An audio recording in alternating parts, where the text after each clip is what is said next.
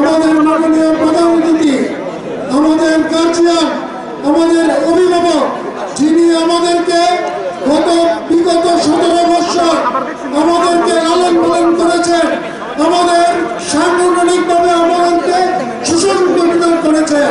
শুধু তাই নয়, আমাদের এই দেশকে, বাংলাদেশকে এই ফ্যাসিস্টের বিরুদ্ধে স্বপ্ন দেখিয়েছেন মাননীয় প্রধানমন্ত্রী জনাব তারেক রহমান।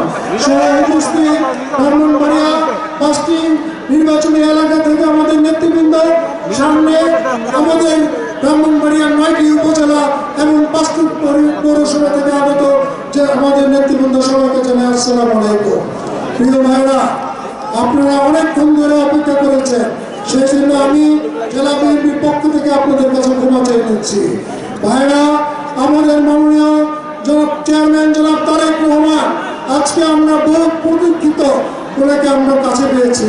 আজ বিগত দিনে আমাদের এই সংগঠনকে উনি যেভাবে লালন পালন করেছেন, আমি আবারও বলছি, যেভাবে আমাদের তৃণমূলে আমাদের ইউনিয়ন থেকে শুরু করে, উপজেলা থেকে শুরু করে, জেলা থেকে শুরু করে প্রতিটি অঙ্গ সংগঠনকে উনি যেভাবে সুসংগঠিত করেছেন, সেই জন্য ব্রাহ্মণবাড়িয়া জেলাবাসীর পক্ষ থেকে ওনাকে আমার পক্ষ থেকে ধন্যবাদ এবং কৃতজ্ঞতা প্রকাশ করছি।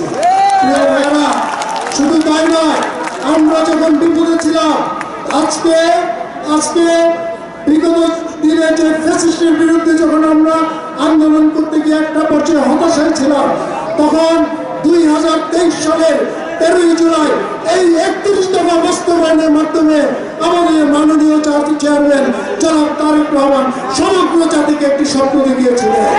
আজকে এই বাংলাদেশের মানুষ আপনার কাছে আবারও স্বপ্ন দেখতে আগ্রহী যে আগামী নির্বাচনে এই দেশের জনগণের ভোটের মাধ্যমে প্রধানমন্ত্রী হয়ে এই দেশের জাতিকে আপনি আবার নতুন স্বপ্ন দেখাবেন এবং সেই স্বপ্ন বাস্তবায়ন করবেন। এই প্রত্যাশা রেখে সবাইকে ধন্যবাদ জানিয়ে আমরা আমার বক্তব্য শেষ করছি। খোদা হাফেজ। বাংলাদেশ জিন্দাবাদ। বাংলাদেশ জাতীয়তাবাদী দল জিন্দাবাদ। মাননীয় চেয়ারম্যান